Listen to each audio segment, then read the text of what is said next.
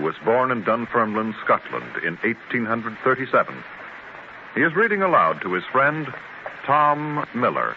And in this way, our friend Benjamin Franklin spent his boyhood and youth until, on account of some disagreement with his brother, he left his native town and went to Philadelphia. He should have come to Pittsburgh. Oh, no, you're showing your ignorance, Tom Miller. Pittsburgh wasn't even heard of then. This happened more than 100 years ago. Tom Franklin was poor, just like we are. But he made good. He wasn't a messenger boy, though. He was a printer. That's just as bad. Printers are poorer than messengers, I know. My Uncle Angus was a printer back in Scotland. I thought he was a weaver. No, my father was a weaver, and he was poorer than Uncle Angus. You know, Andy, I don't believe a young man has a chance anymore. And why not? Well, all these modern inventions, they're putting men out of work. We've got machines for almost everything now. You have to have men to run the machines, don't you? Oh, sure, but it isn't like back in Franklin's time. In those days, it was easy to get ahead. Not any easier than it is now. No? No, take Franklin, for instance. Well, he was poor, and he didn't have any schooling. But Tommy had brains. Well, everybody has brains. Aye, but everybody doesn't know how to use them. If you're going to use your brains, you have to read, Tom. You have to study. What if you don't have the chance? Make the chance. Well, just like we're doing. This is Saturday afternoon, isn't it? Yes, our day off. Well, what are the other fellows doing on their days off? Well, most of them go out and have a good time. Do you think reading about the life of Ben Franklin will make us successful? No, but it'll help. Now, look at this big house. Wouldn't you like to have a house like this? I'd like to have as much money as Colonel Anderson, the man that owns it. Colonel Anderson's a fine man. If I had his money, I'd do just what he's doing. I'd open up my library to the whole town. Well, Tom, I'd build a public library for everybody. Yes, you would. Not. Well, I bet you $1 million I'd do it. And I'll bet you 40 cents you wouldn't. All right, Mr. Smarty, it's a bet. When I open up my library, you're going to owe me 40 cents. I'll wait. I don't see you giving anything away now. And it wouldn't be any different if you were a millionaire. Oh, it's easy to give things away you haven't got. But if you really had $1 million, well, that'd be an entirely different matter.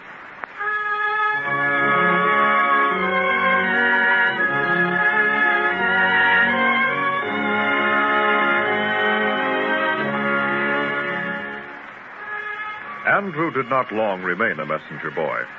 In a few years, he was a telegraph operator for the Pennsylvania Railroad. Then he was promoted to work in the office of the superintendent. One day, while traveling from Pittsburgh to New York by train, a bright-eyed man wearing sadly wrinkled clothes plumped a green carpet bag down in the aisle beside him. Morning, sir. Mind if I sit down beside you? No, not at all. Plenty of room. Thanks. Say for goodness. Yes, if you like to travel in the daytime. I do. I can't sleep in these coaches at night. The back of the seat's too low. The railroad was smart. They'd put beds in their trains. Beds in a train? Take up too much room. But the time will come when every night train will have beds in it. Do you think so? I know it. Hey, see here, lad. I think I know you. Aren't you Andrew Carnegie, the young man who works for Superintendent Scott? Aye, that's me. My name's Thomas Woodruff. I've been trying to talk to your boss for a long time. I'm an inventor. I've invented a special coach for a train, just like we were talking about. A sleeping coach. Oh? I'd like to interest Mr. Scott, and, well, you might be able to help me. I might. If the invention's any good. Of course it's good. Now, I'll show you my model. It's here in my satchel. Oh, these newfangled snaps are the hardest things to open. There. Now look at that. The seats slide down, and that makes a bed wide enough for 2 people. Yes, but what are you going to do with the other 2 people? Watch. There's an upper berth. It swings down from the top. Oh. Simple, isn't it? But is it practical? Oh, the model speaks for itself. Every measurement is exact.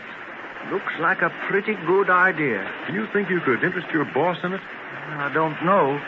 The superintendent's pretty wary about new inventions. He's a Scotsman. You're a Scotchman, too, aren't you? Well, in a way. Well, it was easy for me to convince you. So why aren't you able to convince the superintendent? I might try. Well, if you did, and if you sold him on the worth of my invention, I might let you in on it as a partner. For how much? Oh, say $1,200. That's a lot of money. But I'll arrange for you to have a talk with Mr. Scott. And if Mr. Scott says it's all right, I'll team up with you. It'd almost be worth $1,200 to get a good night's sleep on one of these trains.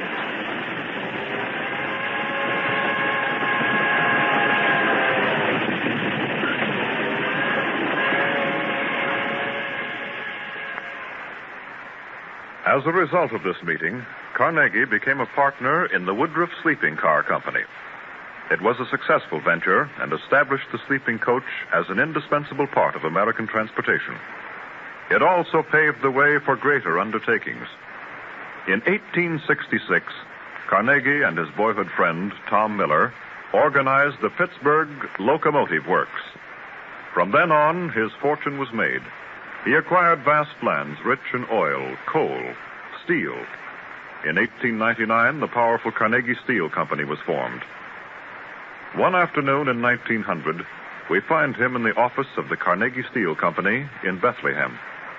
His friend and associate, Charles Schwab, has just entered. Come in, Charles. Come in. J.P. Morgan's lawyer was here this morning. Yes, I know. What did he have on his mind? Just snooping about a bit. And do you know what I told him we were planning to do? Make an overture of merger with them, I suppose. What? I should say not. I told him that we were preparing to build a new plant, a tremendous production outlay. You told him that? But we have no such plan. Of course we haven't, man, but I told him that this new plant would make it possible to undersell by a great margin all three of the Morgan companies put together. I see.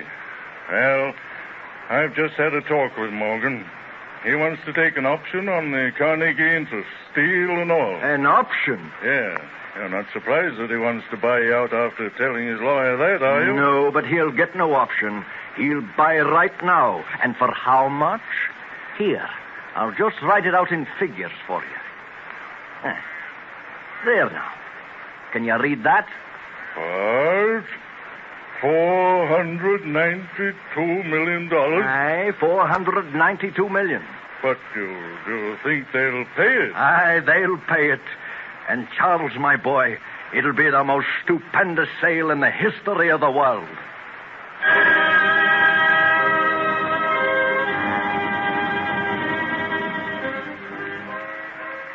At the age of 64, the boy who began life in the cottage of a poor weaver consummated the largest sale that had ever been known in the history of the world.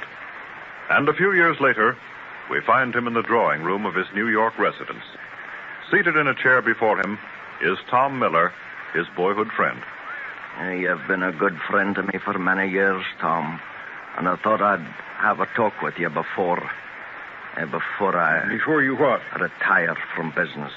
Retire? That's what I said. But, Andy, you can't retire. Why not? Well, you're still a comparatively young man. You've built up the greatest corporation America's ever seen. You can't quit now. You still haven't told me why. Well, the company needs you, and the men need you. They know that you're square, and they'll play the game with you. Yes, I know that. But I'm still going to retire. Do you realize how much money I've made, Tom? Yeah, I have a vague idea. Our company's now making a clear profit of $40 million a year. And by next year, the profits will probably be $60 million. Well, then why do you want to sell out? Well, I've always said that it's a disgrace for a man to die rich. And when I said it, I meant it. But what do you intend to do, Andy? Tom, do you mind that day when we were boys together? Mind how we used to visit Colonel Anderson's library? Yes, I do. That library was just for working boys. And I said then that someday I'd build a library for everyone. You can't give all that money to a library. No, but I can build libraries all over the United States, all over the world, in fact. Oh, so that's it. That isn't all, Tom. It'll take me the rest of my life to spend what I've made. Spend it in the right way. The first thing I'm going to do is take care of the men who helped me to make that fortune. The men in the mills. Right.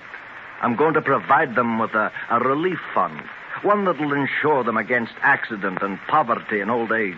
They'll appreciate it, Andy. But even if you carry out these plans, well, you still have plenty left. I can find lots of ways to distribute wealth.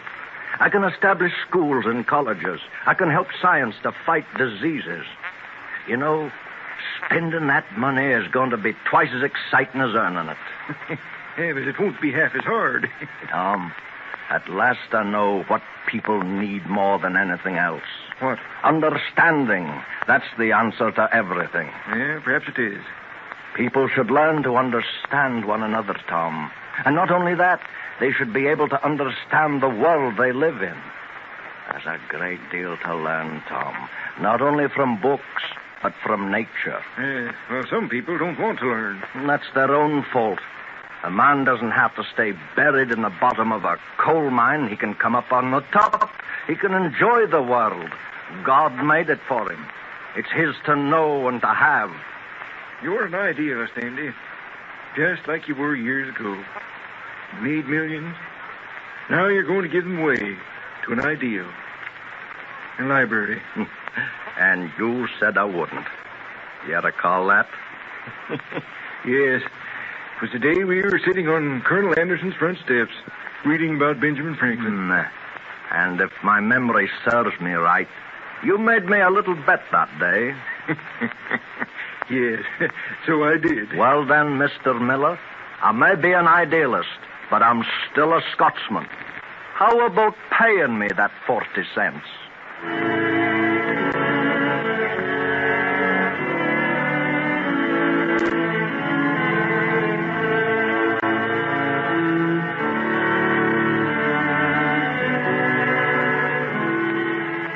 As a captain of industry, Andrew Carnegie's fame has been great. But as a philanthropist, an educator, and a friend to man, his name will live on through the centuries. We thus pay homage to Andrew Carnegie, a Scotchman by birth, an industrialist by profession, gentleman by nature. Captain of Industry.